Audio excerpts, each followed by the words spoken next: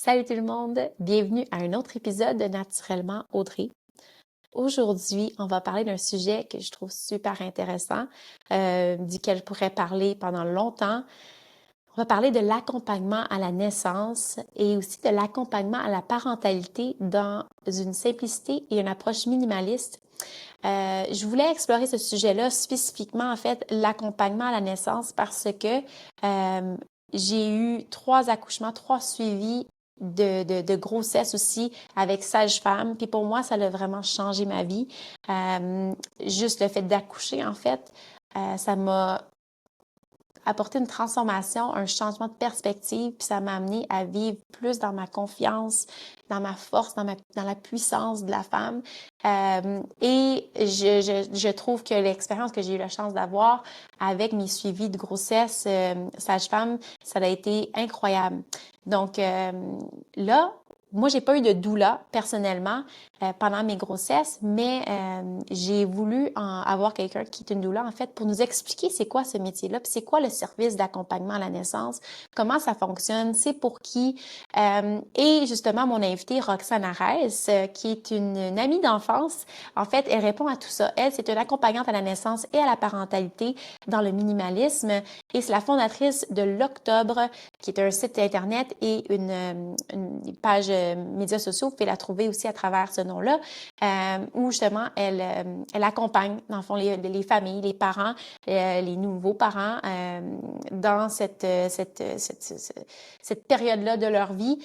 Puis je trouve qu'elle a une approche super le fun, qui est chaleureuse, humaine, où c'est facile de connecter, mais vous allez voir sa personnalité, je trouve qu'elle est vraiment plaisante et rassurante aussi, je pense, pour des parents qui ont besoin d'une accompagnatrice comme ça, qui font appel à un service doula.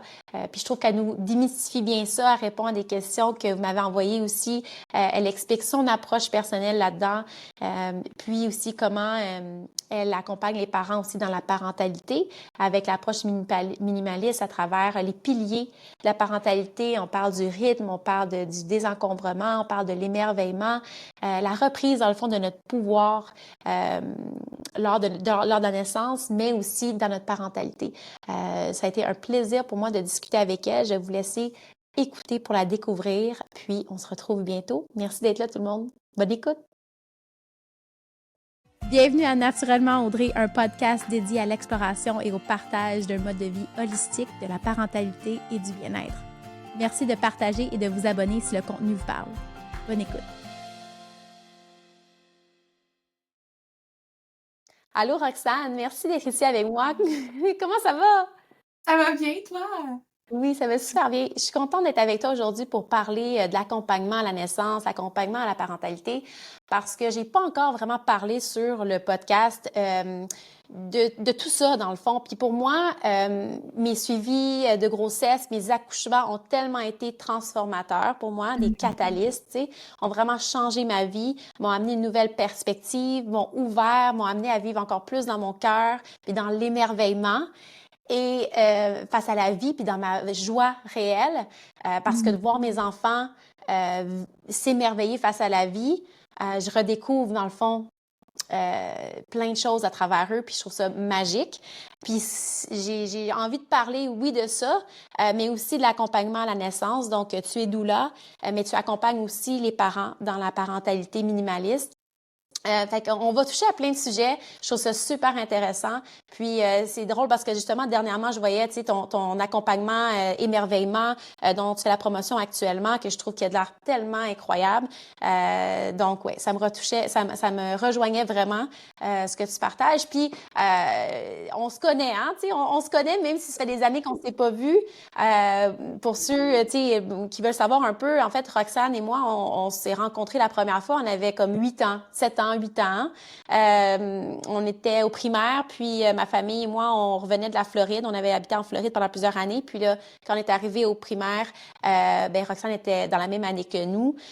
Puis on était amis dans ce temps-là. Puis ben la vie a fait les choses, mais on se retrouve aujourd'hui, puis on a des intérêts similaires. Donc je trouvais ça le fun de revenir visiter cette relation-là, puis en même temps de partager, puis de communiquer, de partager ça ensemble. Donc, voilà. Roxane, tu es fondatrice de l'Octobre, qui est en fait une plateforme web, un site web, une page Instagram aussi, où tu parles justement de ça, l'accompagnement à la naissance puis la parentalité. Parle-moi de qu'est-ce qui t'a amené à faire ça? C'est quoi ton parcours qui t'a amené à devenir accompagnante? Avant tout, je pense que ce serait vraiment important d'expliquer pourquoi l'octobre, parce que les gens disent, ben, c'est quoi, qu'est-ce que je fais en novembre, tu sais. Ah, ok, c'est bon, j'aime ça, oui. En fait, je cherchais vraiment, j'étais tellement dans ma tête quand je cherchais le nom de mon entreprise, puis j'ai décidé instinctivement d'ouvrir un livre sur la pédagogie Waldorf. Je sais pas si tu connais. Hmm. Oui. Et en fait, dans ce livre-là, il y avait le poème L'Octobre. Et ça parle de la crise d'octobre. Puis là, ah mon Dieu, mais c'est tellement ça dans le fond, tu sais. Moi, ce que je souhaite, c'est une douce révolution vers un retour à l'essentiel. Puis la crise d'octobre, c'était ça. C'était un peuple qui se lève, un peuple qui veut changer les choses. Et en 2024, ben, c'est quoi? Ça à quoi on pense au mois d'octobre? Ben, c'est une petite doudou, un feu de camp, un petit Hmm. café à la citrouille et tout. Et en fait, dans l'histoire, le mois d'octobre était tellement précieux qu'ils n'ont même pas voulu le changer. Tu sais, avant, c'était le 8e mois, octo pour octobre. Et puis, ils ne l'ont même pas changé parce que c'était trop précieux. Il était rempli d'abondance, de sérénité. Donc, en fait, maintenant, on sait que c'est que la Terre redonnait en octobre. Hmm. Mais c'était vraiment un moment hyper précieux en fait, pour le peuple et tout. Et le mois d'octobre m'a permis de devenir maman 2 fois. Ah. Donc, mes 2 garçons, 3 ans et 5 ans, sont nés en octobre. Et en fait, j'ai fait cette mise en contexte-là parce que je pense que c'est important pour donner le ton pour la suite aussi de qu'est-ce qui m'a amenée à être accompagnante à la naissance, mais aussi accompagnante à la parentalité minimaliste. Les Hmm. deux, en fait, les deux éléments, ça provient de mes garçons. Euh, Quand j'ai eu mon premier suivi en maison de naissance, ma première grossesse, mon grand garçon, je me disais, mon Dieu, mais je suis comme dans un monde de licorne, on dirait. Tout est tellement beau, on prend soin de moi. Après la naissance, l'aide natale qui vient nous voir, on se sent chouchouté, on se sent comme une déesse à la maison de naissance. Hmm. J'avais aussi la chance d'avoir une sage-femme qui croyait en moi, vraiment beaucoup. Hmm. Donc, elle me redonnait le pouvoir, tu sais, dans tout l'accompagnement de la naissance et tout. Et après, je me suis mis à parler avec les gens autour de moi, avec mes amis, des membres de ma famille, puis tout le monde avait l'air d'avoir donc eu une mauvaise expérience ou d'avoir eu peur ou hey, mais moi, voyons donc, t'as fait ça naturel, 10 livres, un bébé, c'est sûr qu'on t'a ouvert le ventre, tu sais, puis j'étais, voyons, mais qu'est-ce qui se passe, tu sais, pourtant, c'est pas ça du tout que j'ai ressenti. Et c'est à ce Ouais. moment-là qu'il y a pas juste une petite graine, mais une pas pire graine qui a été semée. Et là, j'ai eu mon deuxième accompagnement à la maison de naissance et c'était le même sentiment. Je me voyons à quel point est-ce que je me sens puissante, puis que les femmes autour de moi, ça n'a pas l'air d'être ça du tout. Euh, et là, ben, à tous les mois, pratiquement, je parlais à mon chum, je me disais, mais voyons, je veux faire ça, moi, je veux travailler dans ce domaine-là, je veux être accompagnante à la naissance ou je veux être aide natale, peu importe, mais je veux vraiment toucher à cette puissance-là, Hmm. redonner cette puissance-là à la femme. Et puis, je me suis fait le cadeau, en fait, de devenir doula et oh mon Dieu, je tripe ma vie. J'adore ça. Wow. Ah, que j'adore ça, oui. Et Wow, pour c'est le côté incroyable. parentalité, est-ce que tu veux tout de suite que j'embarque sur ça? Tu Oui, veux... tu peux en parler. Tu peux en parler. Oui, si tu veux. Ouais. Ben, en fait, mon grand garçon, quand il est né au monde, on a juste reproduit ce qu'on connaissait. Tu sais, c'est ce que nos parents nous avaient transmis, ce que nos amis nous transmettaient, ce qu'on apprenait dans les livres, ce qu'on voyait dans les films et tout.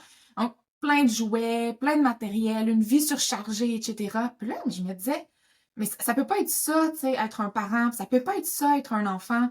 Et Hmm. lorsque j'étais enseignante au primaire, je me disais déjà ça avec mes élèves. Mais voyons, il y a quelque chose qui fonctionne pas. Pourquoi tous les élèves pratiquement ont des diagnostics, puis Hmm. ça fonctionne pas, là? Qu'est-ce qui se passe avec nos enfants, tu sais? Ouais. Et tranquillement, je me suis intéressée beaucoup plus à justement le minimalisme. Et quand j'ai réalisé qu'en fait, c'était aussi un concept qui existait, le Simplicity Parenting, ben là, Ouais. je me suis plongée là-dedans, puis j'ai découvert quelque chose qui était tellement aligné avec moi. Et en fait, j'ai réalisé que mon grand garçon avait, bon, si on veut lui mettre une étiquette là, que tout le monde peut comprendre, l'hypersensibilité, c'était là, très puissant. Et Mm. par mes observations chez lui, j'ai aussi réalisé que moi aussi, j'avais une sensibilité très forte.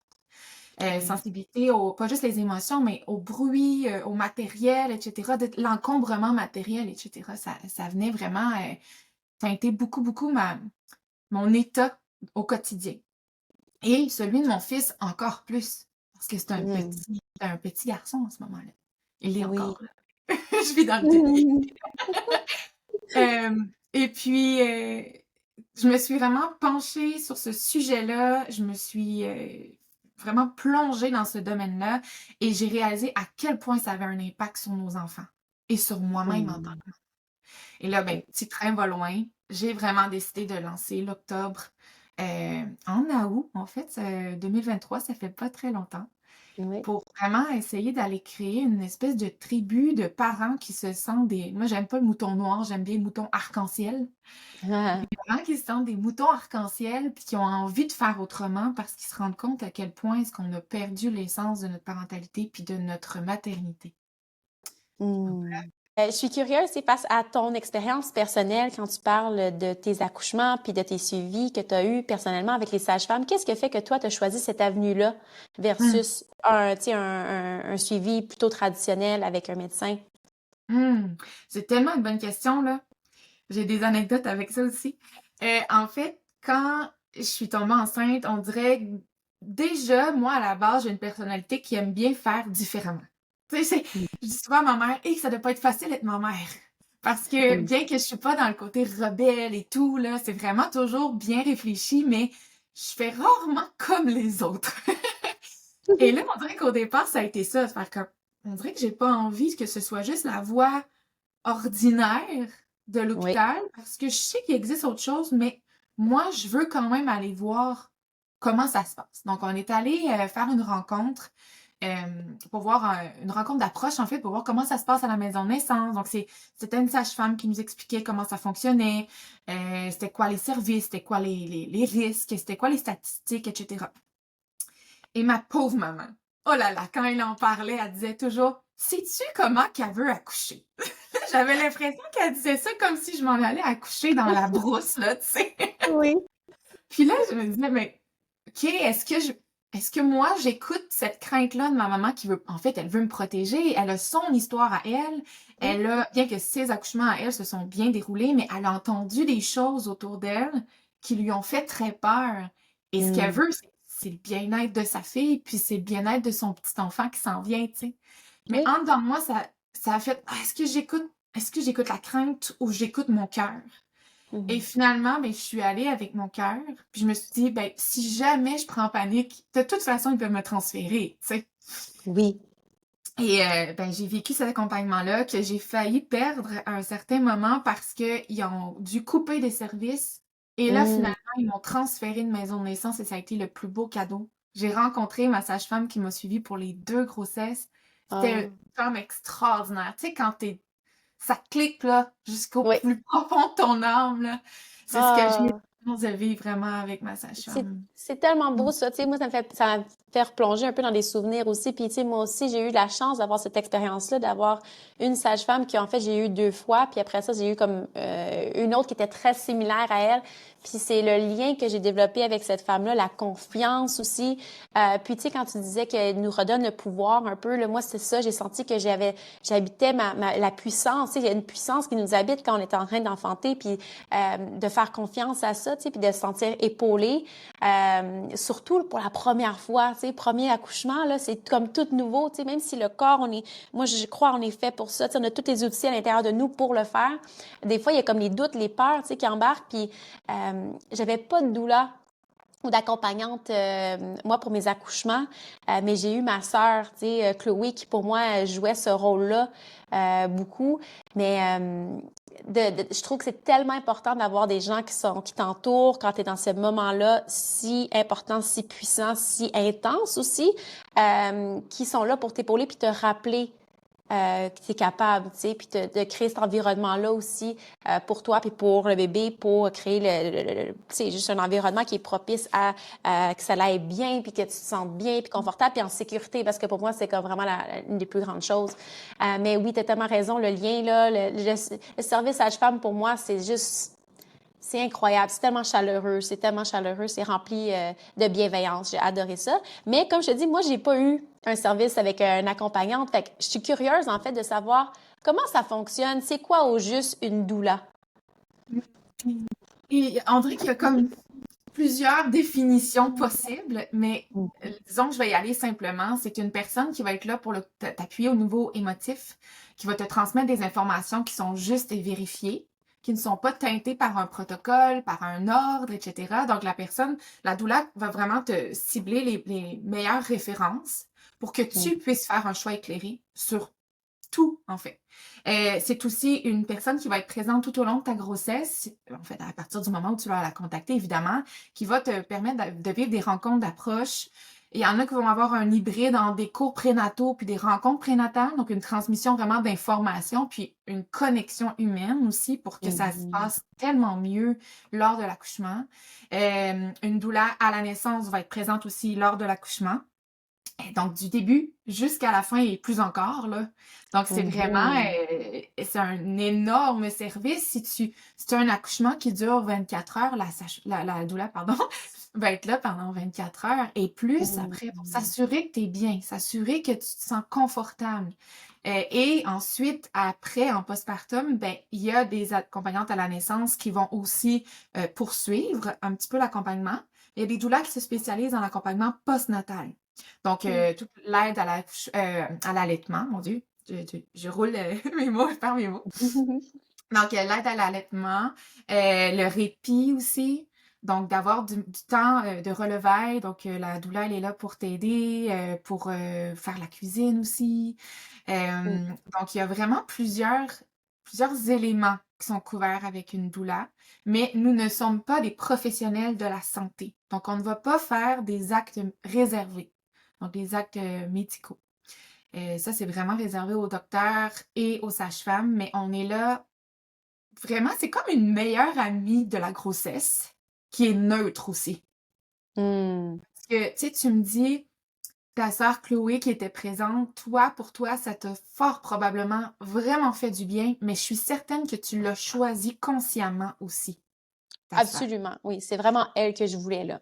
Ouais. C'est ça. Tu sais, si tu sais que tu as une personne près de toi, par exemple ta maman ou Mhm. une sœur, une amie, qui peut peut-être être dans son anxiété, dans son émotion ou dans ses jugements, mais c'est fort probablement pas la personne qui, à ce moment-là, va être le meilleur accompagnement, la meilleure accompagnante pour toi.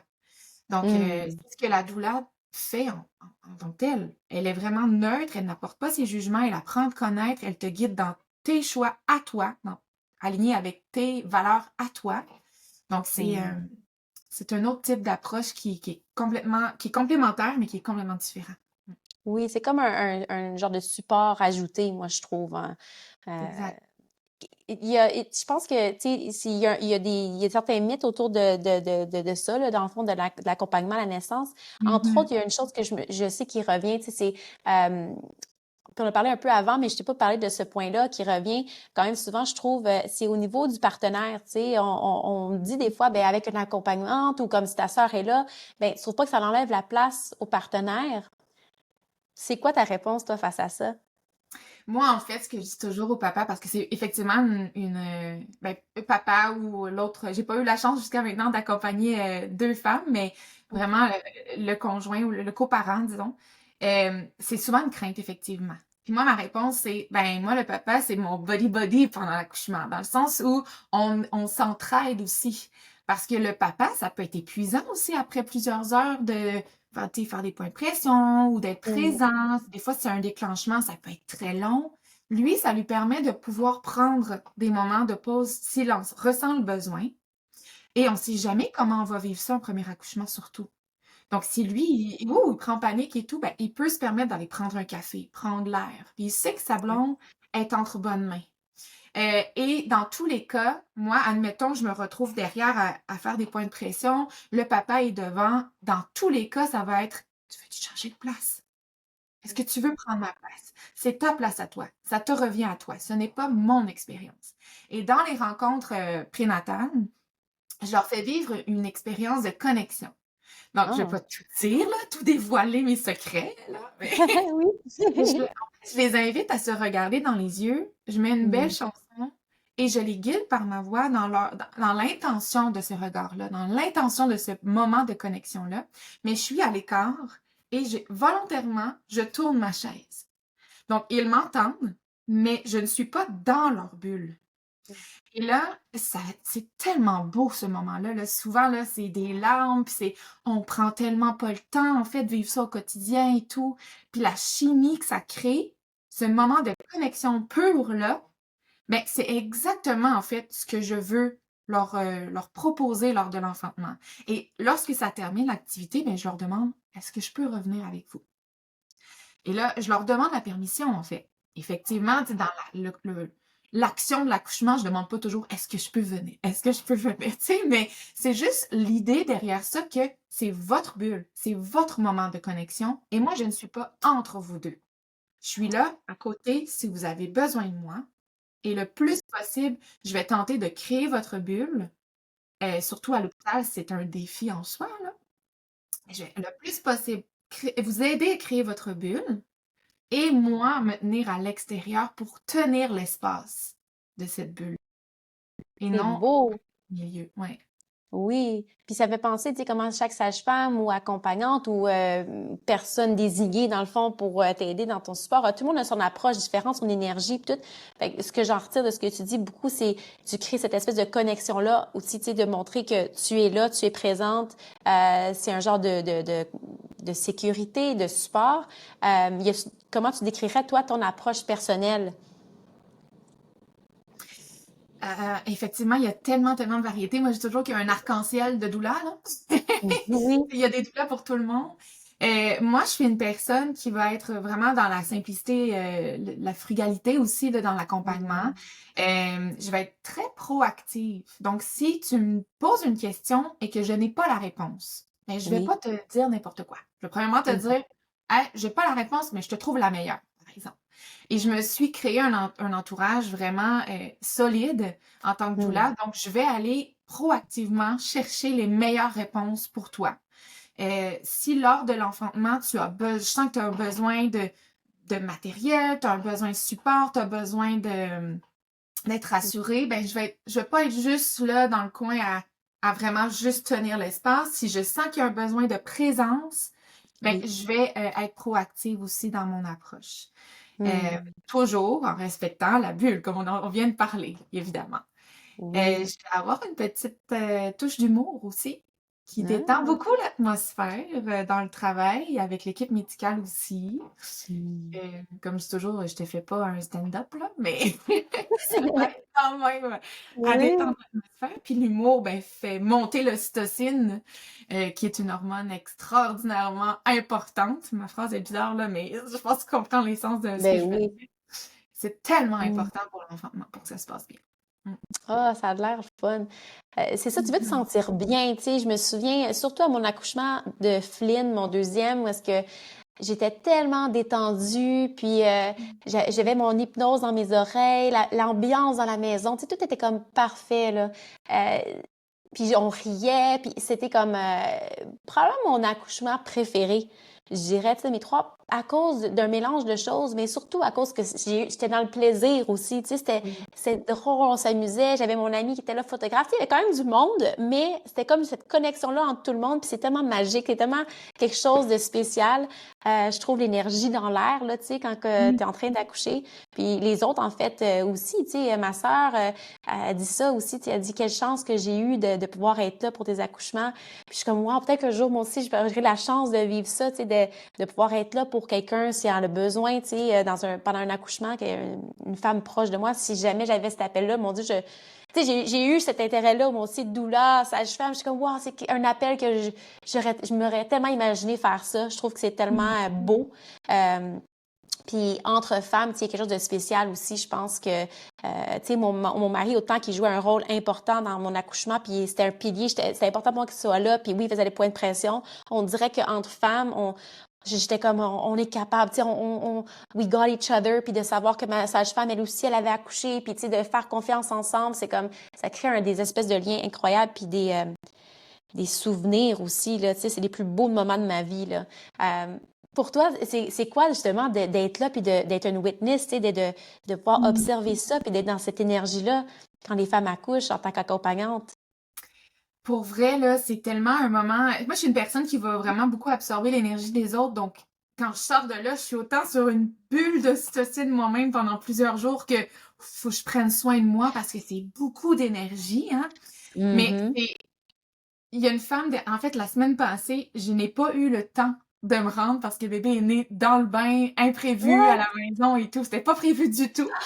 Et elle m'a dit à la fin, tu sais, une fois qu'on était rendu à l'hôpital et tout, elle dit, est-ce que t'es déçue de pas avoir vu, tu sais, l'accouchement? Je dis, moi, j'ai été avec toi 6 heures en postpartum parce que tu sentais que tu avais besoin de support. Moi, c'est ça mon travail. C'est de sentir que Mhm. c'est pas de te voler, c'est effectivement, c'est un bonus là, de pouvoir voir le bébé naître, c'est Oui, extraordinaire. Mais c'est oui. pas de te voler ce moment-là, c'est pas comme un côté vicieux de dire, hey, moi, je veux voir les bébés naître. Tu sais, c'est pas ça. C'est vraiment Mais non. tellement d'amener du beau dans cette expérience-là, puis que Mm. toi, après ton enfantement, tu te sentes puissante, que tu sentes que même s'il y a eu de la médication, que c'était toujours fait consciemment, que c'est toi qui choisissais de le faire, que tu étais confortable avec ça. Ben, Mm. tous ces éléments-là font qu'à la fin de cet enfantement-là, ta parentalité va aussi être teintée. Ton Mhm. rôle de femme dans la société va aussi être teinté.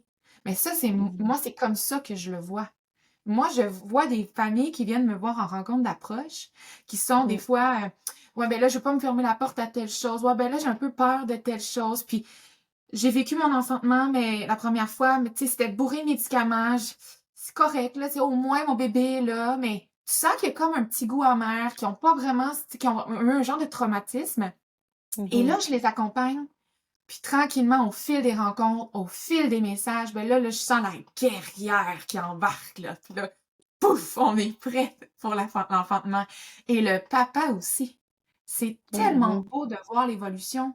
Puis des fois, des échanges, on est un peu, pas juste un peu, on est vraiment plus vulnérable quand on est enceinte, puis quand on est dans notre accouchement, tu sais, notre enfantement. Et tous les Mhm. deux, tu sais, ça a été prouvé que le papa, ses hormones changent aussi pendant l'accouchement, puis changent pendant la grossesse et postpartum. Tu sais, le papa, il vit aussi tous ces changements-là. Donc, on est hyper vulnérable de prendre ces moments précieux-là pour aller reconstruire un peu la confiance en soi, reconstruire la prise de pouvoir dans notre parentalité. Ben après, là, ça fait que, hey, je l'ai faite. J'ai pu m'affirmer dans le moment où j'étais le plus vulnérable probablement de ma vie. Mais le reste Mhm. de ma vie m'attend. Tassez-vous de là. Ah, Roxane, j'ai des frissons quand tu dis ça. Honnêtement, je ressens, ça me rappelle, ça me replonge dans ces moments-là. Pour moi, s'il n'y a pas rien comme accoucher comme ça dans sa puissance, dans sa confiance, pour te donner le sentiment que tout est possible. Tu sais, c'est vraiment ça pour moi. L'accouchement, c'est comme, mon Dieu, que ça m'a transformée, ça m'a vraiment, puis ça m'a mené sur mon chemin. Tu sais, comme quand tu dis, ça teinte après ça aussi ton chemin en tant que femme, en tant que parent. Je pense que ça commence vraiment par l'accouchement, je le crois. 100%, tu sais, sur différents aspects, sur le fait de la connexion avec ton bébé. Euh, je sais pas, juste c'est un accomplissement aussi, là, tu sais, c'est un moment vraiment important. Je trouve ça tellement, c'est tellement beau, là. J'en ai des frissons. Tu sais, puis autant que la première fois que j'allais accoucher, j'avais plusieurs peurs, que tu sais, comme plusieurs femmes ont, puis qui est normal. Autant que je suis arrivée à mon troisième accouchement, ready, là, tu sais.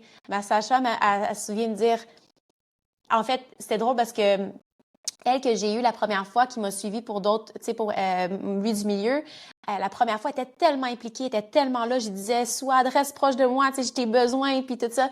Puis quand c'est arrivé au deuxième, elle me sentait tellement dans ma force que je m'habitais pleinement, puis je me faisais vraiment confiance. Elle était là. tu sais, mais elle était completely hands-off, là, tu sais, dans le sens que je sentais sa présence, mais je savais ce que je faisais, tu sais, puis je faisais confiance à mon corps. Puis elle m'a dit après qu'elle avait trouvé ça tellement beau de voir la transformation de la femme que j'étais devenue, tu sais, puis à quel point que j'avais réussi à le faire, puis dans une aisance, puis dans un calme, puis tout ça. Puis elle trouvait ça beau, tu sais, elle trouvait que j'avais maturé, puis elle dit c'est normal, ça fait partie de la vie, tu sais. Mais j'étais comme à quelque part, moi, je crois vraiment que d'avoir ces accompagnements-là, hyper bienveillants, ça donne cette confiance-là. Tu sais, pour moi, du moins, ça a été vraiment des expériences incroyables. Puis j'ai juste du positif à dire sur ça. Puis c'est sûr que j'en parle toujours en bien. Puis quand les femmes viennent me voir puis ils me demandent, tu sais, si tu sais, de faire ça ou suivi plutôt traditionnel, je pense que vraiment ça revient à qu'est-ce que tu es le plus confortable de faire. Tu sais. C'est ça qui est le plus important. Je pense qu'à la base, il faut se sentir bien. Mais ce que je trouve intéressant avec un accompagnement doula, tu sais, si quelqu'un choisit justement un accouchement ou un suivi de grossesse plutôt traditionnel ou à l'hôpital, ben on peut quand même faire appel à ce service-là, dans le fond, tu sais, de Oui. contacter quelqu'un comme toi qui peut venir accompagner. Ça vient apporter un peu comme tu sais, un équilibre peut-être ou comme avoir cette ouverture-là puis avoir quelqu'un qui te supporte en plus de ton équipe médicale. Je trouve que c'est génial de pouvoir offrir ça dans peu importe dans le contexte que tu sois suivi avec sage-femme ou avec médecin. Mais c'est comment l'expérience doula, on va dire, quand tu suis une femme qui accouche en maison de naissance versus une femme qui choisit d'accoucher à l'hôpital? C'est une très bonne question. Honnêtement, je te dirais que ça va dépendre de la sage-femme, que ça va Mm. dépendre aussi du couple de la maman. Mais de manière générale, c'est clair que quand tu accouches en maison de naissance, ce que ta doula va te dire, souvent, ça va juste être une continuité de ce qui a été dit en maison de naissance. Parce que déjà, dans leur philosophie, c'est ce qu'elles veulent. Te permettre de faire un choix éclairé, tu vas avoir des documents, elle va avoir du temps pour toi aussi dans les rencontres. Oui. Donc, ça va vraiment être un autre type d'accompagnement. Tandis qu'à l'hôpital, Mm. disons ça, c'est le avant, là. À Oui. l'hôpital, ben, tu sais, c'est surtout, ben, comment ça va, prise de poids, écoute le cœur du bébé, est-ce qu'il y a des prochains tests à faire? Parfait. Tu sais, bing bang, c'est fini, le rendez-vous, il est terminé. Et tu n'as pas Mm. vraiment accès à ton médecin tout au long de ta grossesse. Donc, c'est sûr que le rôle de la doula va être beaucoup plus grand dans ce temps-là. Il m'a parlé de telle intervention, je comprends pas c'est quoi, je vais pas trop bien, ça me fait peur, je comprends pas comment je vais accoucher. Tu sais, Mm. donc, ces questions-là reviennent beaucoup plus souvent dans un accompagnement avec une famille qui a choisi la venue, disons, plus traditionnelle avec l'hôpital, mais lors de l'accouchement. Même en maison de naissance ou à domicile, la doula Oui. va avoir complètement sa place. En fait, c'est que la sage-femme, en maison de naissance, souvent, elle n'aura pas qu'une seule famille sur place. Donc, c'est elle, ça va lui permettre de peut-être donner un peu plus de soutien à une autre famille qui en aurait besoin. Ou si Oui. jamais il y a un enjeu de transfert, ben la doula, elle Mm. reste avec toi. Mm. Et à la maison, ben on est là vraiment dans la présence. La sage-femme, souvent, elle va être dans la cuisine, elle va s'occuper plus administratif. Ça va lui permettre d'être plus dans son rôle sage-femme, de venir faire les interventions médicales et oui, évidemment, d'être présente si nécessaire pour le soutien moral, mais c'est vraiment plus son rôle de sage-femme professionnelle de la santé qui prend le côté, prend le dessus. Puis la doula va être là plus dans le réconfort, dans le soutien plus physique aussi par les points de pression, par exemple, parce que Oui. le lien, il est quand même beaucoup plus grand. Mm. Et à l'hôpital, ben là, c'est vraiment un travail, un beau petit marathon souvent pour une douleur. Ça dépend vraiment de l'équipe médicale, mais en majorité, là, surtout nous, ici à Sherbrooke, c'est un centre universitaire, donc il y a des résidents, il y a toutes sortes de personnes hein, qui vont venir dans la journée, là, dans la chambre. Et ça va être de souvent questionner, dire est-ce qu'il y a un enjeu en ce moment? Non, maman, est-ce qu'elle aimerait en parler peut-être? Donc, de toujours Mm. ramener le choix à la femme, dire est-ce que tu es confortable avec ce qui se passe? Est-ce que tu es confortable avec cette option-là? Est-ce que tu as besoin d'un moment de pause? D'essayer de jongler avec les protocoles aussi, tu sais, oui, c'est important de prendre le cœur pendant l'accouchement, peut-être, mais est-ce que c'est nécessaire que ce soit aux 15 minutes? En ce Mhm. moment, ben, la maman, elle désire que ce soit fait peut-être aux 30 minutes, aux 40 minutes. Est-ce qu'on peut négocier? Est-ce qu'on peut parler Mm. d'autres options? Tu sais? Donc, c'est vraiment de toujours respecter leur travail qui est essentiel, vraiment Oui. essentiel. mais Hmm. de s'assurer que la femme, elle est respectée dans son désir, dans son choix, dans son plan de naissance le plus possible. Hmm. Il me semble que je vais dire autre chose, mais ça m'échappe. Pas grave. Hmm. C'est beau. Est-ce que tu dirais comme avec, quand toi, tu fais le service, tu offres le service, est-ce qu'en général, les femmes, c'est plus avec la venue, on va dire, traditionnelle, avec un suivi ou un accouchement à l'hôpital, ou c'est quoi pour toi, à date, ton expérience avec les femmes, les Je te familles? dirais que pour l'instant, c'est un beau moitié-moitié. OK. J'ai eu des accouchements à domicile, j'ai eu des accouchements en maison de naissance, j'ai eu des accouchements à l'hôpital, mais plusieurs de ces femmes-là souhaitaient avoir un suivi en maison de naissance. Donc, elles Hmm. ont quand même une philosophie différente. Tu sais, on doit aussi les aider à traverser un peu ce deuil-là, puis à les rassurer que tu vas quand même être en bonne main, là. Ça reste que c'est des professionnels de la santé, Ben dans oui. tous les cas, mais on va s'assurer que tes choix soient respectés. On va s'assurer que ce soit fait dans le consentement, dans la douceur, dans la beauté. Euh, donc, dans un accouchement à domicile, souvent, mon rôle, je ferme la lumière, puis je mets un petit peu de musique, puis c'est ça l'ambiance, parce que tu es chez toi. Ton Oui. ambiance est déjà là. Mais à Hmm. l'hôpital, on va emmener peut-être des petites chandelles électriques, on va emmener des huiles essentielles, on va emmener de la musique, on va emmener un peu plus de choses pour essayer d'habiller cet environnement-là un peu plus froid. Oui, pour recréer un peu, c'est ça, cette ambiance-là chaleureuse, si on veut. Exact. Ouais. C'est beau. Tantôt, on a parlé un peu du mythe, là, tu sais, face à le rôle que l'accompagnante peut prendre, tu sais, dans le couple, peut-être durant l'accouchement et tout ça, mais y en a-t-il d'autres mythes que tu penses qui entourent ce service-là d'accompagnement à la naissance, que tu aimerais peut-être démystifier? Oui, ben en fait, je pense qu'on en a déjà parlé de ce premier mythe-là, que la doula n'est pas une sage-femme. Ça, c'est vraiment le plus commun, je dirais. Mais OK? l'autre qui est très important pour moi, Mhm. euh, c'est qu'on n'a pas besoin de tenir à avoir un accouchement 100% naturel pour avoir une doula. Tu sais, si toi, tu te dis, je sais qu'à un certain moment, je vais vouloir la péridurale, ben la Oui. doula n'est pas là pour juger ton choix. La doula va Mhm. t'apporter les risques, les bénéfices et les alternatives. Mais si toi, ton choix, c'est de la prendre, la péri, ben la doula, elle va l'accepter. Je dis, c'est pas d'accepter ou de refuser, elle va te guider là-dedans, elle va t'accueillir là-dedans et elle va rester avec toi. Parce qu'on me l'a posé la question. J'accompagnais une maman solo qui, finalement, après 20 heures, elle décide de prendre la péridurale. Et elle me regarde, elle me dit, mais est-ce que tu vas rester? Avec les larmes aux yeux. Je dis, ben voyons, c'est sûr que je vais rester. Mon rôle n'est pas juste d'être tu sais, c'est sûr que quand c'est naturel, on a, tu sais, les points de pression, le ballon, les changer de position et tout. Mais même si tu as une péridurale, ben moi, je vais être là pour te mobiliser un petit peu dans tes mouvements pour que ça puisse accélérer. Je vais m'assurer qu'il n'y ait pas une cascade d'intervention qui soit faite sans ton consentement aussi. Je suis ton soutien moral aussi. Tu sais, c'est juste de tenir les mains de la femme pendant qu'elle est en train d'avoir la péridurale, qui est terrifiée. Ben ça Oui. aussi, c'est mon rôle, là. C'est pas de dire t'as pas été capable de faire naturel. Voyons, c'est pas ça, c'est pas une compétition non plus, là. Ouais.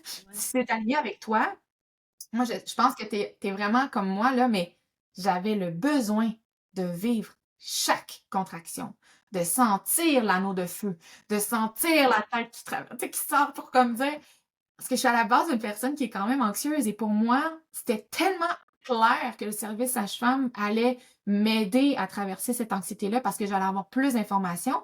Donc, Ça. la douleur te permet ça aussi, d'avoir les informations justes. Mais j'avais besoin aussi physiquement de sentir chaque élément de mon enfantement pour me sentir mère après, puis sentir forte pour les nuits blanches, puis tout ce que ça va venir, tout ce qui va venir après avec le bébé, là, et l'ado, et l'adulte, et Tellement. mais ça, c'était vraiment pour moi. Mais si pour une autre femme, c'est pas ça son chemin qu'elle a choisi, puis qu'elle a pas ce besoin-là, cet appel-là, mon rôle de doula, c'est pas de la convaincre du contraire.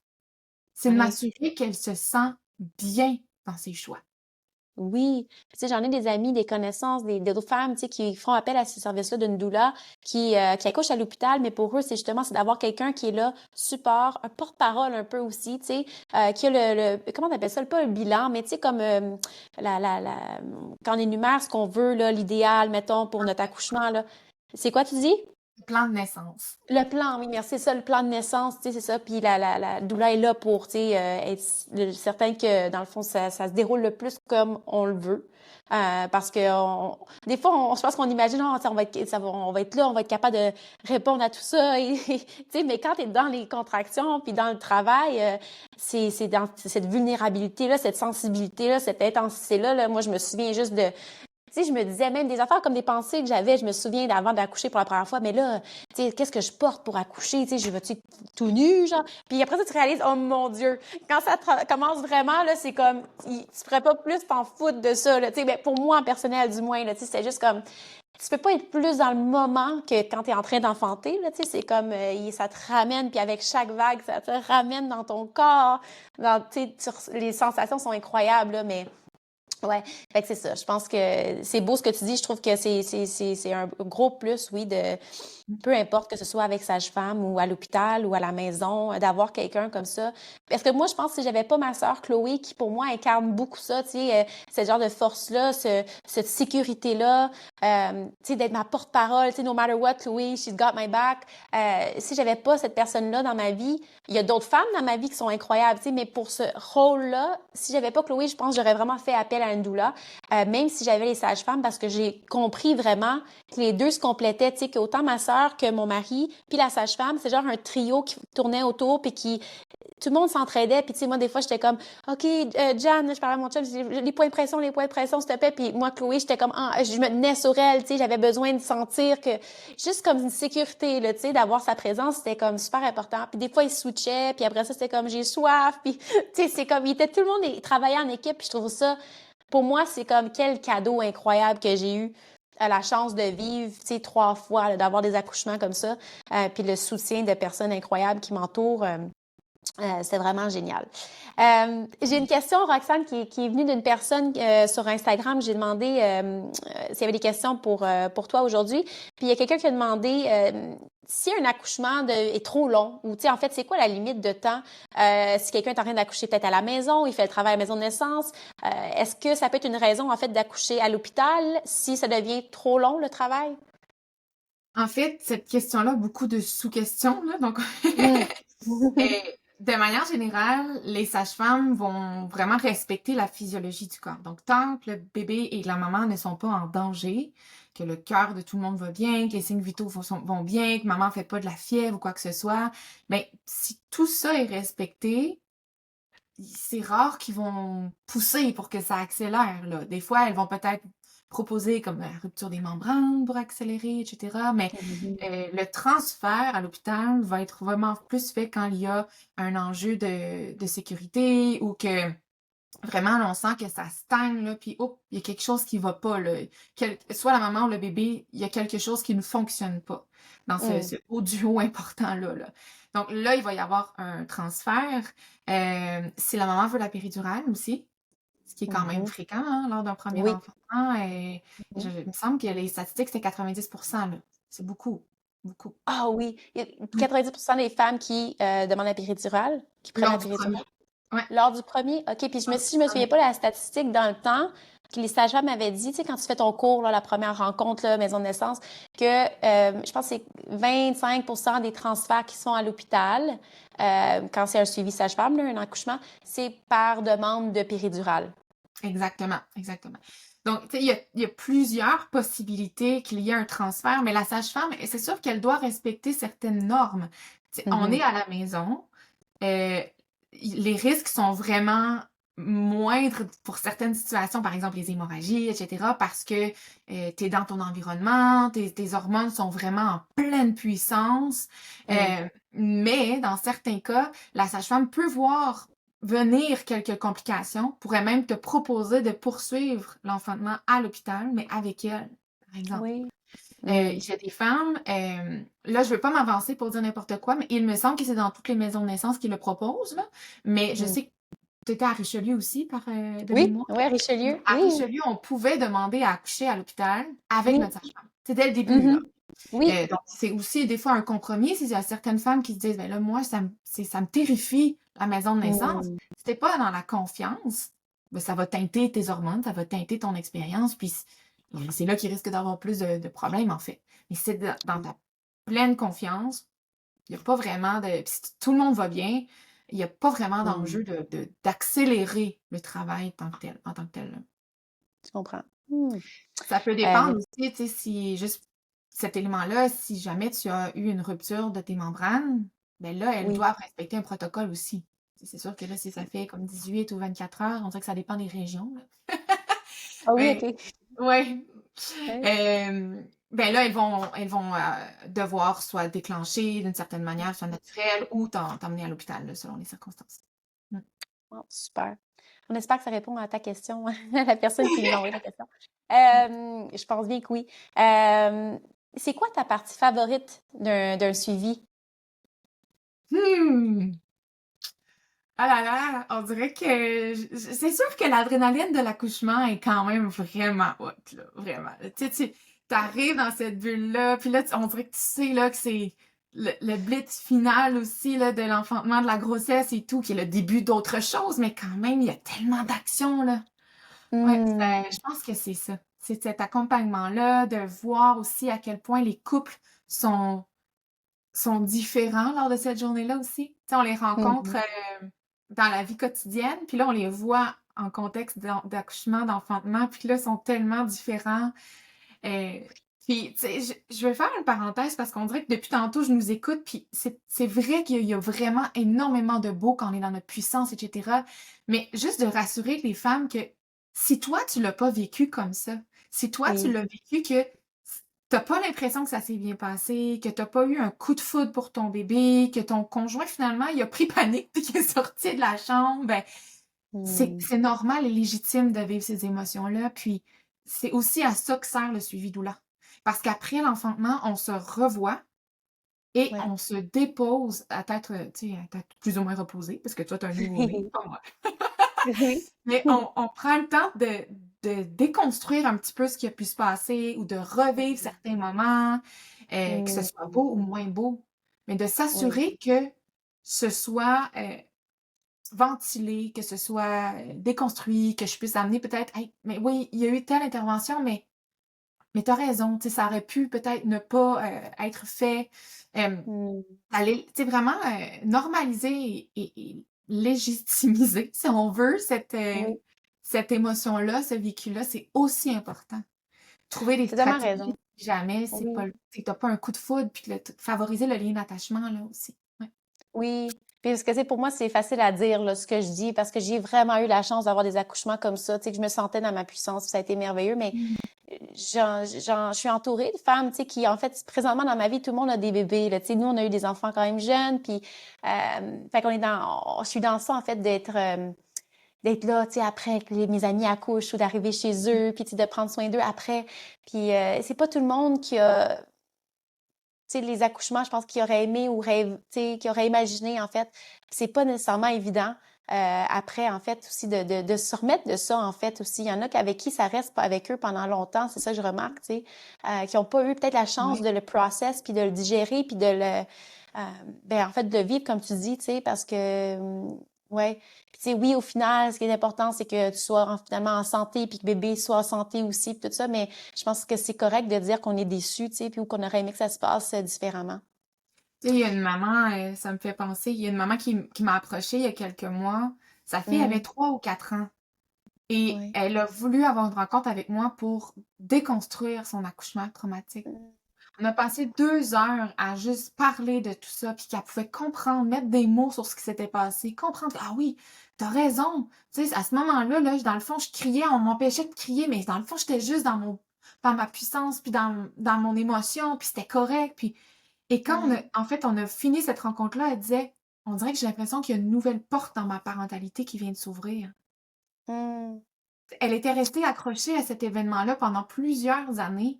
Et là, de faire comme, OK, j'ai pu me déposer enfin dans ces émotions-là. Et là, je suis prête à reprendre mon pouvoir, tu sais. Donc, Mm. imagine quand tu le fais dès la grossesse, c'est puissant, là. C'est incroyable. Ah, j'adore ça. Tellement beau. Puis c'est ça, tu sais, tu parles de ça, de la reprise de notre pouvoir lors de la naissance, mais aussi dans notre parentalité. Puis je pense qu'on va faire le parallèle vers ça, vers justement ton accompagnement que tu fais à la parentalité.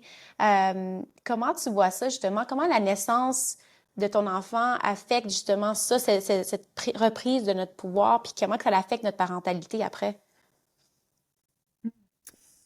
Ben, en fait, comment moi je le vois, c'est que quand tu es en mesure de justement poser des questions pendant ta grossesse, de peut-être remettre en question un petit peu certains éléments du système, de te reconnecter à ton instinct, de fermer les livres aussi, fermer les réseaux sociaux des fois aussi, parce que les mamans qui viennent à moi souvent sont comme, hey, je suis perdue là, j'ouvre mon, il y a tellement de livres, il y a tellement de réseaux sociaux qui viennent en fait, c'est pas aligné un et l'autre, sont comme incohérents, je sais plus quoi croire, quoi faire. Mais si dès ta grossesse, tu es capable de reprendre ce pouvoir-là, d'avoir confiance en tes compétences, ben après, dans ta parentalité, tu vas être beaucoup plus encline à te connecter à ton instinct. Puis que quand on va te dire, ah, il fait pas encore ses nuits, ben non, moi, je sens qu'en ce moment, mon bébé, il a besoin de moi. Puis moi, je suis consciente que cet enfant-là, j'ai pas envie que ce soit une recette préétablie. Tu sais, que je prends un livre, puis voici comment faire dormir ton bébé. OK, ça peut fonctionner pour certains. Pour le mien, est-ce que ça va fonctionner? Est-ce que c'est aligné? Probablement pas, en fait. Donc, de te reconnecter à ton instinct à toi, de remettre en question aussi, là, je vais parler de mon aspect minimaliste, mais tu sais, si on parle du matériel, par exemple, Oui. d'avoir une salle de jeu qui a l'air d'un magasin de jouets, pour ne pas nommer de nom, euh, d'avoir à un shower une liste interminable d'objets pour un petit humain long comme ça qui a besoin de sein, peut-être une petite doudou. Tu sais, je veux dire, t'as besoin de quoi en fait? As-tu vraiment besoin d'envahir ta maison de matériel, de te ruiner pour tous les jouets, puis de jouer sur ta santé mentale avec tous les petits jouets qui font de la musique puis du bruit, là? Ouais, Rien de plus irritant que ça, je pense, dans la vie, là. ouais. Mais tu sais, tous ces éléments-là qu'on pense tellement que c'est nécessaire parce que il y a des milliards de dollars par année qui sont investis dans le marketing, que tu utilises le parent comme friction. Ben, quand on comprend ça, on a comme une petite, en tout cas, si t'es comme moi, là, t'as une petite rage en dedans qui fait que, pfff, moi, j'ai pas envie de tomber dans le piège. Je vais me poser des questions. Est-ce que ça, j'ai réellement besoin de cet élément? Mhm. Est-ce que ce jouet-là, il est essentiel au développement de mon enfant ou si c'est plutôt une magouille marketing business bébé? Tu Ouais. sais, si tu vas sur un magasin, un site web de magasin, genre librairie, etc., là, encore là, je ne vais pas nommer le Mhm. nom, là, mais que tu vois jouet 0-1 an, jouet 2-3 ans, jouet 4-5 ans. Puis là, c'est comme par âge. Hey, Mhm. c'est une surconsommation. C'est à chaque année. Ah, ben là, ce jouet-là, c'est un jouet 2-3 ans. Faut que j'en rachète. J'en rachète. Mhm. Quand Mhm. ton enfant, il s'amuse avec des rondins de bois, qui a 3 mois, bon, 3 mois, c'est peut-être jeune, là, mais qui a 1 an ou qui a 7 ans, Ouais. ça deviendra ce qu'il veut. Ça l'accompagnera tout au long, en fait, de son enfance. Ça va le nourrir dans sa créativité. Ça va le nourrir dans son émerveillement. Puis si toi, tu es Mhm. capable d'être connecté avec ton instinct, que tu vois ton enfant qui s'émerveille, ben toi aussi, en tant que parent, tu vas te sentir émerveillé. Tellement. J'ai Mon fait Dieu. comme un pont là, vers autre chose, mais tu sais, c'est Oui. cette parentalité-là, si dès la grossesse, en fait, je veux quand même faire une parenthèse qui est jamais trop tard pour reprendre notre pouvoir. Mhm. Parce que Mhm. là, je me souviens plus si on en a parlé avant l'enregistrement ou pendant, mais moi, quand j'ai eu mon plus vieux, là, Ouais. je faisais tout comme ce qu'on m'avait appris, en fait. Mhm. Je voyais mes amis qui avaient donc bien des jouets. Ma mère qui me donnait, moi je l'appelais Mamie Vitech, là, j'espère qu'elle écoutera pas les Ah, mais c'était fait avec amour, je suis sûre. Oui. mais tu sais, c'est tous les jouets électroniques, etc., tu Mhm. sais. Là, je me disais, mon Dieu, mais j'aime pas ça, là. Qu'est-ce qui se passe en ce moment dans ma vie de parent, puis dans ma vie, dans la vie de mon enfant, puis mon Ouais. salon était enseveli, je faisais que ramasser et tout. Je me sentais tellement pas émerveillée dans mon rôle de maman. Jusqu'au jour où, Mhm. justement, décidé qu'il y avait d'autres manières de faire, probablement. J'ai repris mon Mm. pouvoir. Là, j'avais 2 choix. Je me sens coupable de pas Ouais. l'avoir. Là, mon chum, tu sais, je suis sûre qu'il est là en bas puis il dit: «Tu te sens coupable encore des fois?» mais oui, mais tu sais, je me sens coupable de pas l'avoir su avant ou je suis consciente que maintenant je le sais puis que je veux faire Oui, différemment à partir de maintenant. ouais, C'est jamais trop tard, tu sais, pour reprendre ce pouvoir-là. ouais, j'aime tellement ça. Puis c'est vrai qu'est-ce que tu dis quand qu'est-ce qu'on a réellement besoin. Puis c'est drôle parce que les gens des fois me demandent, tu sais, Audrey, c'est quoi tes must pour tu sais quand t'as un nouveau bébé. Puis je suis comme honnêtement, il y a une chose que moi je dis, tu sais, si mettons tu veux mettre sur ta liste là, tout le monde veut t'offrir quelque chose. Moi, la chose qui a vraiment été, on va dire un must, c'est un porte-bébé. Et That's du it. temps. Oui, du temps. Mmh. Absolument, tu sais, mais réellement, le bébé, comme pour moi, je trouve que, mon Dieu, tu sais, les poussettes, j'en avais, puis j'ai jamais utilisé de poussette. J'utilise ma poussette double aujourd'hui pour quand je me promène avec Lou, puis on fait une longue marche, tu sais, tu comprends? Mais puis ça servait plus à mettre mes sacs quand, tu sais, fait que j'avais bébé dans le porte-bébé. Puis c'est le fun, je trouve, parce que je suis entourée de femmes qui ont cette philosophie-là aussi de plus en plus. Tu sais, ma meilleure amie, c'est son shower, comme on va dire, ou on fait un rituel, en fait, avant qu'elle accouche, ce Mmh. week-end. Puis on lui a demandé, tu sais, y a-t-il des choses que tu veux ou que vous avez besoin, tu sais, juste par comment on fait, tu sais, juste normalement, de demander cette question-là. Puis je trouve ça tellement beau, sa réponse. Elle a dit, honnêtement, ce qu'on veut, c'est du temps, puis de l'aide, puis peut-être des repas postpartum. Fait que fait que quand les gens vont vous demander, parce qu'on organise un peu dans le fond pour inviter les gens, tu sais, on veut pas de cadeaux, on veut pas de biens matériels, on a tout ce qu'on a besoin présentement, tu sais. On voudrait juste avoir, tu sais, même si c'est un appel pour voir comment on va, tu sais, s'il habite plus loin ou je trouve ça tellement beau. Je suis comme, honnêtement, c'est ça qui arrive. Des fois, on arrive le 4e trimestre postpartum, puis on est comme, ouh, c'est comme, tu sais, ça retombe, là, le high d'accouchement finit par tomber, puis là, on est toutes là-dedans, puis des fois, on se sent un peu seul parce que, tu sais, c'est comme on tombe dans ça, là, c'est l'allaitement, le sommeil, toute cette nouvelle vie-là, tu sais, fait que d'avoir de l'aide, puis je pense ce temps-là de gens proches, je trouve que c'est comme le meilleur cadeau, honnêtement. J'étais comme, wow, c'est donc bien beau ça, tu sais, quand ils envoyaient ça, j'étais comme, ouais, magnifique, magnifique. Puis je trouve que tu as raison, tu sais, ça se transpose aussi après ça dans notre parentalité. Puis ça m'inspire parce que je vois aussi tu sais, ton accompagnement pour cultiver la magie de l'enfance à travers l'émerveillement. Puis j'essaie de faire ça, tu sais, avec mes enfants, puis en fait, de leur créer le plus possible cet environnement-là. Puis je trouve que dernièrement, on est beaucoup dans le rythme effréné un peu, tu sais. On avait tellement ce slow living-là avant quand on faisait l'école à la maison, tu sais, puis c'était génial, puis je pense qu'on a voulu quelque chose d'autre, mais là, je trouve qu'on est peut-être un peu trop dans l'autre bout, tu sais, de tout ça. Tu sais, les trop de jeux, la salle de jeu qui était un mess, là, en bas, puis j'ai même pas, personne n'a le goût d'y aller, tu sais, on n'a pas le goût d'y aller, c'est pas inspirant pour personne, puis les enfants, ils savent pas quoi faire non plus. Ils sont comme, ben, je sais pas quoi jouer, là, tu sais, puis je suis comme, ouais, je pense qu'on est dû pour un méchant désencombrement, puis de revenir plus minimaliste, là, tu sais. Les enfants, ils jouent mieux quand on est dehors, puis qu'on est dans la forêt, ou quand on va marcher, ou, tu sais, qu'ils jouent avec des branches puis de la boîte, là, dehors. Honnêtement, c'est vraiment ça, tu sais. C'est cliché à dire tout, mais c'est vrai, en tout cas, moi, je trouve que leur créativité aussi, tu sais, c'est comme les jeux sans fin, puis le monde imaginaire, puis, que je trouve ça beau. Je trouve ça tellement beau. Euh, je vois le temps qui avance, puis je suis comme, oh my God, j'aimerais ça te parler tellement de choses que je veux parler avec toi. Puis au pire, on va faire un autre épisode aussi. Là, tu sais, on a parlé beaucoup de la suivi de naissance. Mais si on pouvait toucher un peu, c'est quoi j'ai écrit, je vais juste voir là, que tu avais tes 4 piliers. 4 piliers de la parentalité dans la simplicité. Est-ce que tu peux nous faire un survol, en fait, de ça? Puis ça, c'est sûrement quelque chose dont tu parles, puis tu aides les familles, I'm guessing, avec ta parentalité, l'accompagnement avec la parentalité minimaliste, right? Les piliers. Le premier, c'est l'environnement. L'environnement d'espace pour bouger, mais l'environnement sensoriel aussi. Dans un autre épisode, hein, je vais faire de la promo pour un autre Oui. épisode, tu as reçu mon Ouais. amie Ève de Petit Pas Ouh. Santé, qui est l'experte en toxines.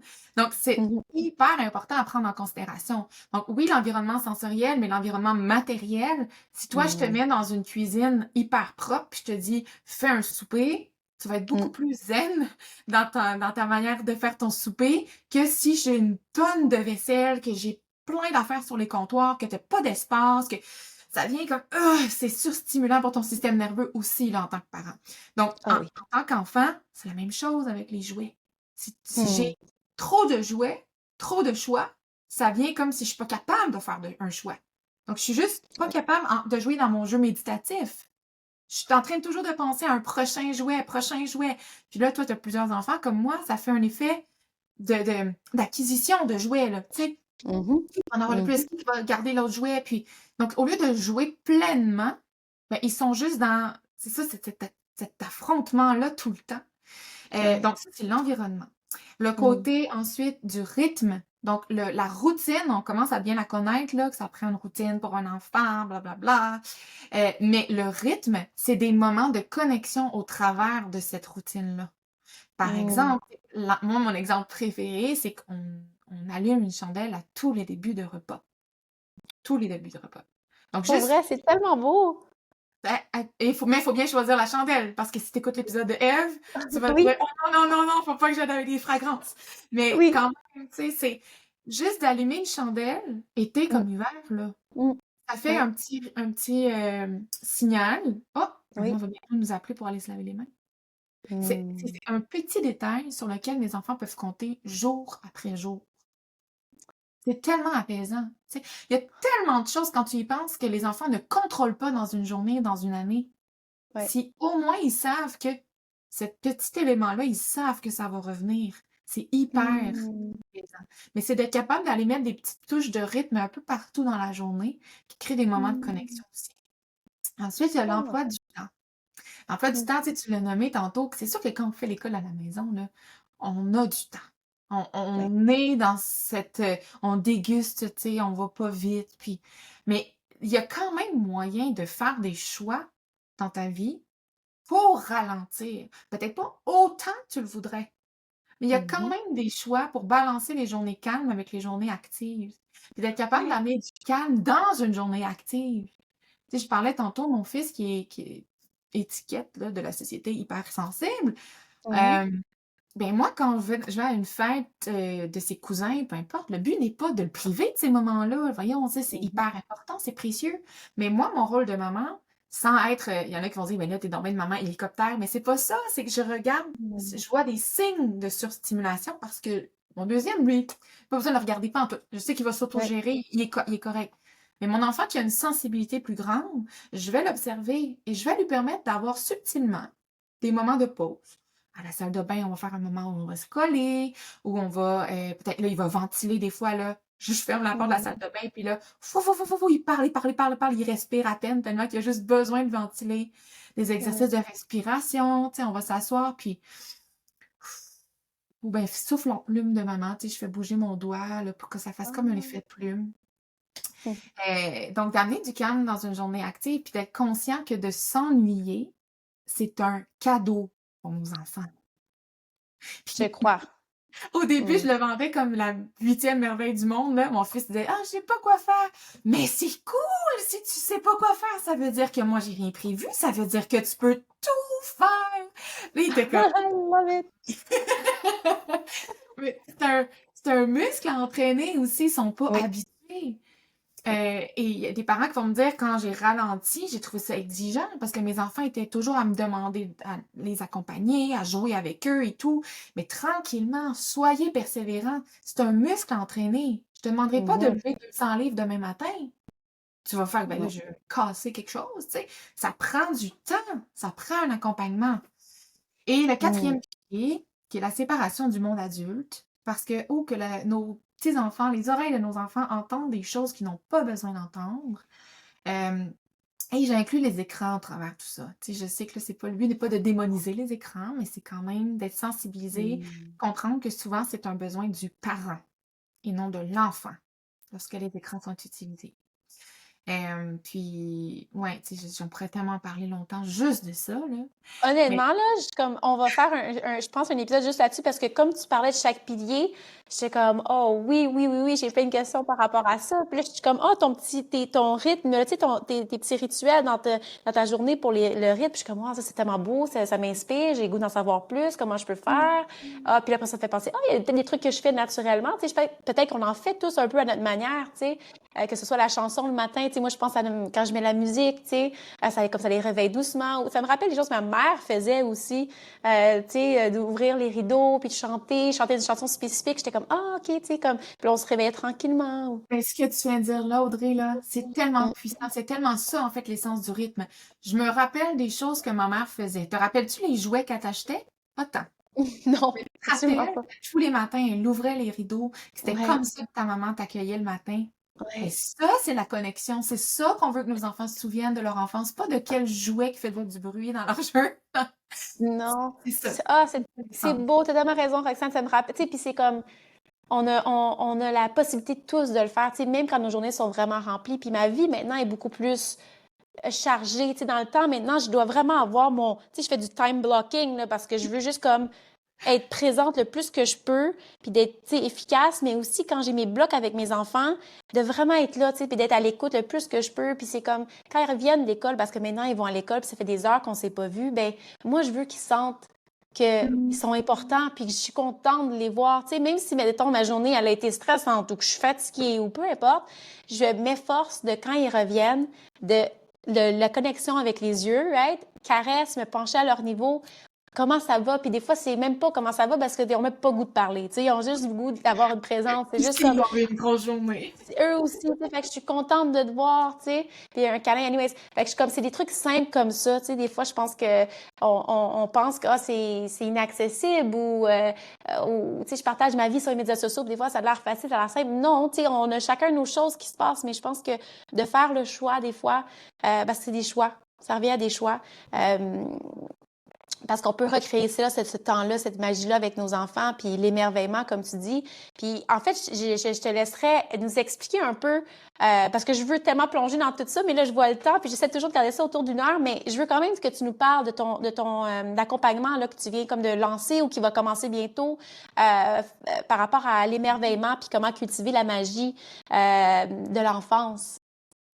Oui, mais en fait, là, j'ai rapidement parlé de 4 piliers qui viennent Oui. de Simplicity Parenting, mais j'ai envie d'aller plus large que ça, de couvrir Mm. une vingtaine de sujets. Tu sais, on peut couvrir les toxines, justement, on va Mm. couvrir la reconnexion à la nature, on va couvrir la naturopathie, comment prendre soin de nos enfants, mais autrement. Tu sais, toi, t'es très bien placé Mm. pour en parler d'ailleurs, hein, mais Mm. comment est-ce qu'on peut reprendre notre pouvoir, tu sais, sur notre parentalité, sur notre rôle, sur l'éducation de nos enfants? Euh, une vingtaine de sujets comme ça qu'on va couvrir en 2 mois. Là, ce sera la version bêta, parce que je me permets de l'imperfection entre Oh, juin on aime et ça. juillet. OK. Mais dès septembre, dès Mhm. septembre, en fait, mon but est que ce soit beaucoup plus structuré. Il va y avoir des conférences d'experts aussi au travers. Il va y avoir un accompagnement en temps réel, donc par Telegram. Donc, c'est une application qui ressemble un peu à Messenger, mais que ça permet d'avoir plus d'une structure d'entraide aussi entre les participantes, que moi, je puisse aussi partager des savoirs, pousser un peu plus loin la réflexion, puis au quotidien. Parce que oui, j'en fais de l'accompagnement au privé, mais puis moi, j'en ai vécu aussi dans ma vie, mais ce que je trouve, c'est qu'entre 2 blocs, 2 séances, des fois, il y a Mm. comme une retombée de motivation. Tandis que Mm. quand c'est au quotidien que tu reçois des victoires de d'autres familles, que tu reçois des questions de d'autres familles, mais ça te permet de faire un changement euh, plus sur le long terme parce qu'une nouvelle habitude, ça prend à peu près 21 jours à créer. Ben Mhm. là, tu as 2 mois pour créer ces changements-là à ton rythme à toi. Parce que ma perception de la parentalité minimaliste n'est pas nécessairement la tienne à 100%, tu sais. Donc, te respecter dans cet accompagnement-là, dans ce cheminement-là, de que moi, je t'accompagne au travers de ces 20 sujets-là avec l'aide de conférencières extraordinaires. Pour vrai, je suis tellement fière, là. Wow. La brochette de femmes, elle est merveilleuse. Euh, d'avoir des blocs aussi de transmission de connaissances, d'avoir des documents de réflexion aussi pour prendre le temps de t'arrêter sur Mm. qu'est-ce que je fais depuis 5 ans, depuis que je suis maman, tu sais, par exemple, puis que là, je suis tannée, je suis à bout. Je suis à bout de souffle. Parce que la nouvelle Ouais. norme, c'est d'être stressé puis de submerger en tant que parent, on dirait, là. Mais Mhm. moi, là, j'ai envie que les choses changent. Ben, ça prend du temps pour t'arrêter dans cette réflexion-là. Donc, l'émerveillement, en ce moment, comme je dis, il va probablement être amené à changer un petit peu cet automne, mais pour l'instant, ce sera 2 mois d'accompagnement en temps réel.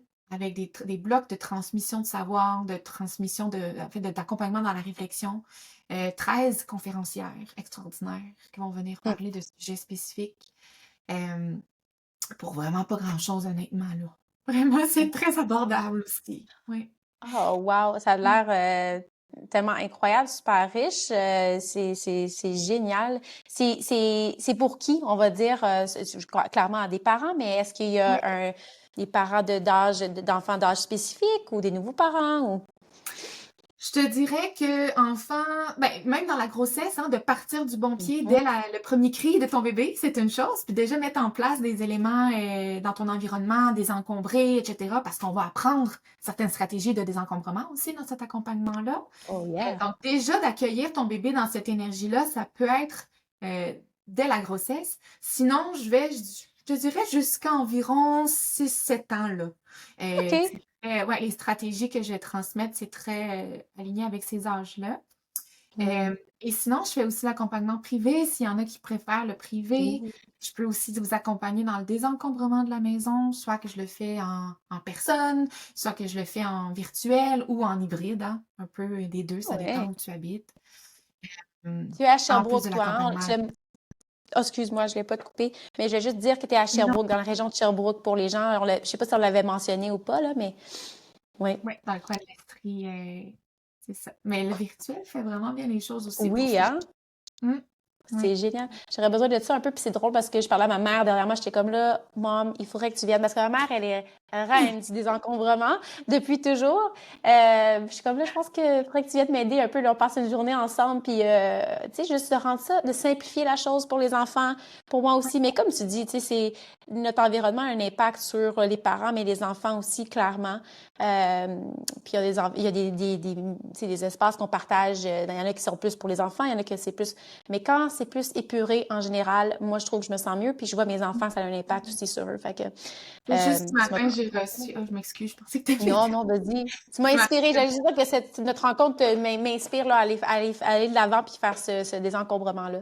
Qu'est-ce que tu allais dire, toi? il y a un message d'une cliente justement que j'ai aidée la semaine passée dans sa deuxième journée de désencombrement, puis elle me dit, je commence à réaliser à quel point c'est pas juste un désencombrement matériel, à quel Ouais. point est-ce que ça a un impact sur ma motivation au quotidien, sur déconstruire un petit peu des peurs aussi, tasser un petit peu les relations toxiques ou envahissantes dans sa vie. Mm.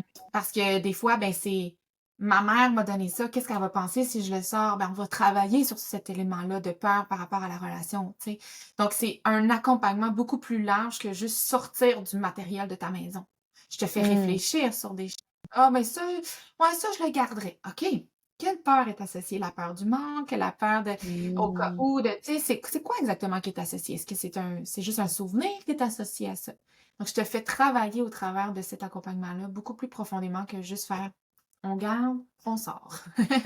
Ah oui, tellement. Puis quand nous, on le fait, puis nos enfants le font, tu sais, après, tu vois aussi avec certains enfants pour qui c'est plus facile que d'autres. Tu sais, chez nous, on le fait, là, tu sais, des fois, c'est comme bon, tout le monde, on s'en va en bas, puis on s'en va dans telle pièce, puis on fait un clean-up, ou, puis il y en a que c'est comme, ils donneraient tout, là, c'est pas grave. Il y en a de mes enfants qui sont comme pas vraiment attachés à, puis il y en a d'autres qui collectionnent les petites affaires, puis oh, ce petit bout de papier-là, là, ça a été donné par telle personne. Là, je suis comme, oui, oui, oui, OK. Mais, tu sais, même genre de questions, là, tu sais, que je vais faire avec eux, je trouve tellement des bons exercices, tu sais, ça les fait prendre conscience, puis l'importance qu'on accorde aux choses. Puis c'est correct de garder ce bout de papier-là. Si vraiment tu veux le garder, tu sais, does it spark joy, tu sais, la joie que ça t'amène, ou c'est correct qu'on a une boîte, puis ma mère, là, on tombe dans le sujet, mais ma mère, ma mère était toujours en train de désencombrer, là, chez nous, OK? C'était super épuré, puis à la limite, des fois trop, tu sais, on se souvient d'avoir vu nos dessins comme dans la poubelle, tu sais, qu'on ramenait de l'école, mais puis elle, pourtant, elle nous faisait choisir nos préférés ou ceux qu'elle aussi, elle aimait vraiment. Puis elle nous a fait garder une boîte au trésor. Elle appelait ça notre treasure box. Puis on l'a maintenant chez nous, en tant qu'adulte, cette boîte-là que notre mère nous a donnée. Donc, c'était des choses qui ont été vraiment des éléments, des objets ou, tu sais, qui ont eu une signification. Ou, tu sais, mon pyjama préféré pendant comme 4 ans de temps, là, tu sais, qui est comme tout troué et tout. Mais que pour moi, c'était comme... Puis aujourd'hui, mes filles l'ont porté, là, tu sais. Fait que ça, je trouve que c'est comme une belle manière de comme... d'honorer, dans le fond, des choses qui sont importantes pour nous, tu sais, de garder, oui, mais dans le fond, le reste, si on n'en a pas besoin, si c'est, tu sais, il n'y a pas vraiment une raison de le garder ou ma mère était championne là-dedans, je suis un peu moins qu'elle, mais j'ai encore cette touche-là quand même, tu sais, dans moi. Fait que ça, je te dis que je vais faire appel à elle puis que tu m'inspires, en fait, à le faire. Puis peut-être qu'on pourrait faire un épisode là-dessus, en fait, le comment on approche ça, en fait, cette méthode-là, tu sais, puis comment l'appliquer dans nos maisons, puis dans nos familles. Hey, je te remercie tellement, Roxane. J'invite les gens à aller te suivre. OK? Donc, ta page Instagram puis ton site web, voudrais-tu nous les nommer, en fait, pour que les gens puissent te retrouver? Oui, ben en fait, sur Facebook et Instagram, c'est l'Octobre. Et le site internet, c'est l'octobre.ca, tout simplement. Génial. Je te remercie infiniment. Je te souhaite de passer une belle journée. Puis on se refait ça bientôt. Oui, Oui. avec plaisir. Merci.